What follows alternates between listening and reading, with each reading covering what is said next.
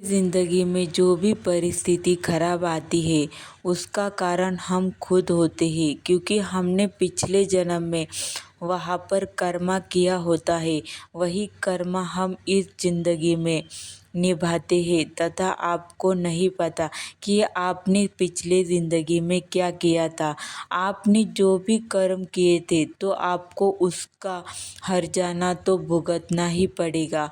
आपको लगता है मेरे साथ इतना बुरा क्यों हो रहा है, लेकिन आपको क्या पता है आपने इसी तरीके से सामने वाले को पिछले जन्म में परेशान किया था। कोई भी सोल आपको आकर परेशान नहीं कर सकती जब तक उसके पास पिछले जन्म का खाता है, तब तक ही वह सोल आपके पास आएगी और आपको आकर परेशान करेगी।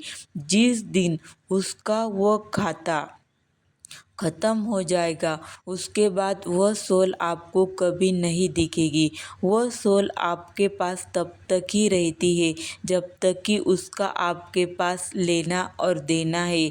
इसलिए जो चीज़ें आपके साथ हो रही है उसको चुपचाप करके सहन करो और देखो कि यह चीज़ें मुझे क्या सिखाने की कोशिश कर रही है।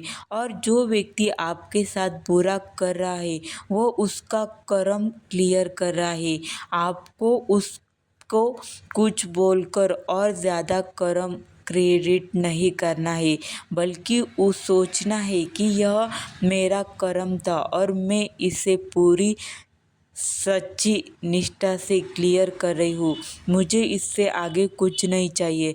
भगवान ने अगर मुझे इतना दर्द दे रही है तो इसके पीछे कुछ ना कुछ अच्छा या फिर मेरे कर्मों का हिसाब हो सकता है।